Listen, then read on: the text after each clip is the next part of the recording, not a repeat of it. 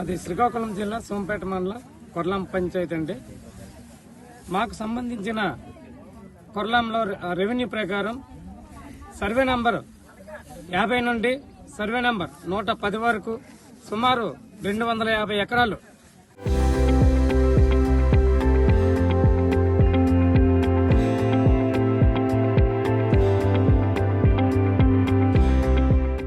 మాకు ల్యాండ్స్ ఉన్నాయండి.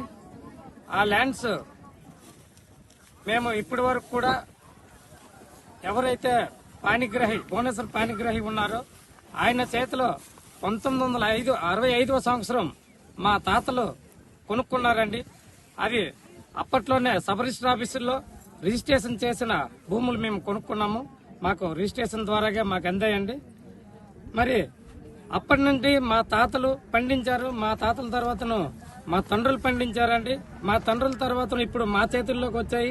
మేము సుమారుగా ఒక 15 నుండి 20 సంవత్సరాలు కూడా మేము దానిపైన వ్యవసాయం చేసుకుంటూ బ్రతుకుతున్నాం, జీవనోపాధి చేసుకుంటున్నాము. అయితే 2023లో వైసీపీ ప్రభుత్వం వచ్చినప్పుడు ఈ కొత్తగా ఈ రీసర్వే అని మొదలు పెట్టారండి. అది కూడా మా జిల్లాలోనే మా సోంపేట మండలంలో మొదటిసారిగా చేశారు. అందులో ఆ రీసర్వే స్టార్టింగ్ అయినంత వరకు కూడా మే రైతులం మీ భూములు మీ చేతిలో ఉన్నాయి, మీరు రండి, మీ పట్టాదారు పుస్తకాలు మీ దగ్గర ఉండే డాక్యుమెంట్స్ అంటే మా రైతులందరం కూడాను ఆ భూముల్లోకి వెళ్లి మా డాక్యుమెంట్లు మరియు మా పట్టాదారు పుస్తకాలు చూపిస్తూ మా సర్వే నంబర్లు మేము సర్వే చేయించుకున్నామండి. ఆ తర్వాతను కొద్ది రోజుల వ్యవధి కాలంలో మేము పంట దమ్ము చేయడం జరిగిందండి. దమ్ము చేసిన తర్వాత పంట నమూనాలు అంటే ఈ క్రాప్ అనేది బుక్ చేయడం జరిగింది. ఈ క్రాప్ బుక్ చేసిన తరుణంలో ఆ భూములు అన్నవి మీ పేరున లేవు అనేసి మనకి కొంత సమాచారం అందిందండి. అప్పుడు ఎంఆర్ఓ దగ్గరకును ఏఓ దగ్గరకు మేము వెళ్లి మా సమస్యలు మేము చెప్పుకున్నాము. చెప్పుకున్న తర్వాతను అసలు విషయం మాకు తెలిసిందండి. ఈ రీసర్వే టైంలో ఎవరైతే భువనేశ్వర్ పాణిగ్రాహి అనే ఒక మనవడు ఉండేవాడు, ఆయన పేరు మార్పిడి జరిగిందని మాకు తెలిసింది. అప్పటి నుండి అనేకమైన దరఖాస్తుల ద్వారా కానీ లేదంటే మీడియా ద్వారా కానీ మేము తెలియపరచుకున్నాం. అలాగే ప్రభుత్వం కూడా విన్నమించుకున్నామండి. ఇప్పటి వరకు ఆ ప్రభుత్వం మాకు ఎటువంటి న్యాయం జరగలేదు. ఇప్పుడు టీడీపీ ప్రభుత్వం వచ్చి కూడా సుమారు 2 సంవత్సరాలు అవుతుందండి.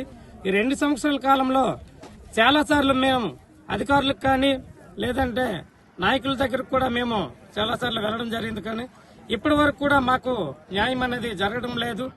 ఈ 250 ఎకరాల్లో సుమారు 300 పైన రైతులు ఉన్నారండి. అంతా సన్నకారు రైతులని, పెద్ద రైతులు కూడా ఎవరు లేరు.